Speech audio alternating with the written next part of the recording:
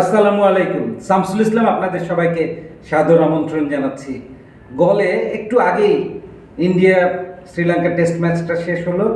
2 match test সিরিজের প্রথম টেস্টে 165 রানের জয়ে ভারত 1-0 এগিয়ে গেল। ভারত তাদের টেস্ট ইতিহাসে 600 নম্বর টেস্ট ম্যাচ খেলল এবং 187টা জয় পেয়েছে।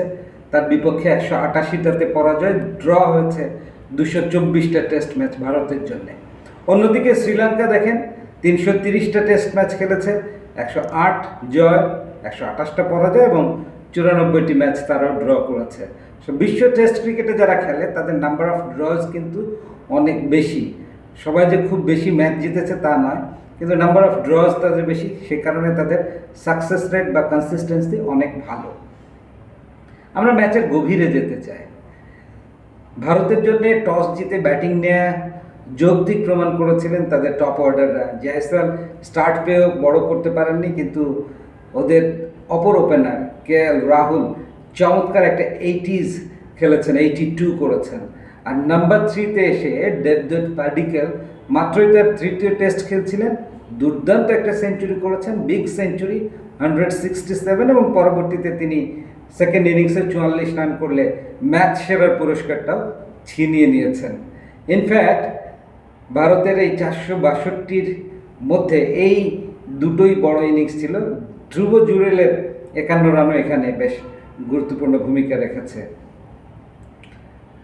শ্রীলঙ্কান বোলারদের মধ্যে আশিতা ফার্নান্ডো 2টো, প্রভাত জয়সূরিয়া 4টা এবং নান্থা তিনি 3টা উইকেট পেয়েছেন।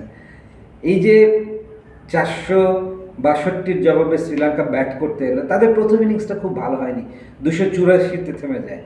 একটা সেঞ্চুরি ছিল ওদের সোনাল দিনুসার কাছ থেকে, সেঞ্চুরি করেই তিনি আউট হয়ে যান, আর বড় করতে পারেননি। 168 বলে শতক। ডিকওয়েলার তিনি 80s করেছিলেন, এই উইকেট কিপার ব্যাটার 115 বল থেকে। ভালো ব্যাটিং করেছেন ডেফিনেটলি। আর ওদিকে মাত্র দ্বিতীয় টেস্ট ম্যাচ খেলতে নেমে left arm slow orthodox bowler Munaf Suthar তিনি 4টা উইকেট তুলে নেন। রবীন্দ্র জাদেজা 3টা উইকেট পান ফার্স্ট ইনিংসে ইন্ডিয়ার পক্ষে। এরপর ইন্ডিয়া যখন ব্যাটিংয়ে আসে তখন তারা জানতো যে প্রতিদিনই গলে বৃষ্টি হচ্ছে কম বেশি, এবং বৃষ্টি ফোরকাস্ট প্রতিদিনই আছে। সো ম্যাচে খুব বেশি সময় পাবো না। এখানে তারা ধীর লয়ে না খেলে সেকেন্ড ইনিংসে এসে ধরো তক্তা মারো পেরেক এবং ধুমধুমার ব্যাটিং করেছে।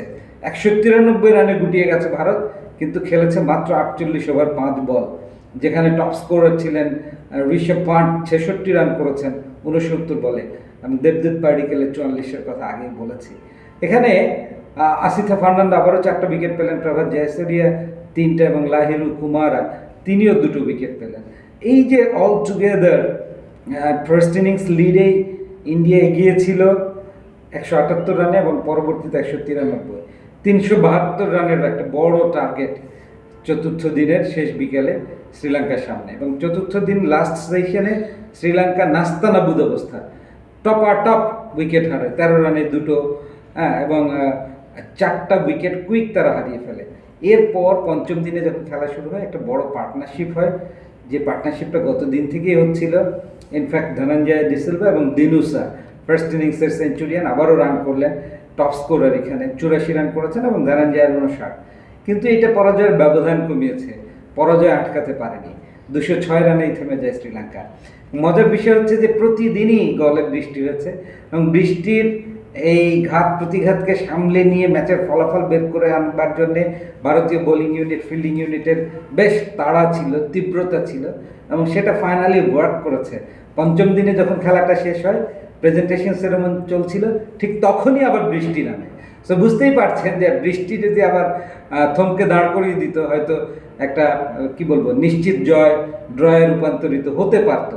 সেই সুযোগটাও ভারতীয় ইউনিট দেয়নি, কেননা তারা সেকেন্ড ইনিংসে খুব দ্রুত রান তুলেছে, বড় একটা টার্গেট দিয়েছে এবং তাদের বোলাররা স্টেপ আপ করেছে। এখানে সেকেন্ড ইনিংসে আবারও মুনাফ সুথার 6টা উইকেট পেলেন 55 রানের খরচায়, প্রসিদ্ধ কৃষ্ণ 2টো। সো ম্যাচে 6-4-10 এই ইয়াং স্পিনারের 10টা উইকেট, 2 ম্যাচেই 17 উইকেট আসছে। রবীন্দ্র জাদেজাদের জায়গা নেওয়ার জন্য সুথার চলে এসছে অলরেডি। অভিনন্দন ইন্ডিয়াকে। দ্বিতীয় টেস্টটা সিংহালি স্পোর্টস ক্লাব গ্রাউন্ড কলম্বোয় অনুষ্ঠিত হবে 23 আগস্ট থেকে। আমাদের সঙ্গেই থাকুন। আচ্ছা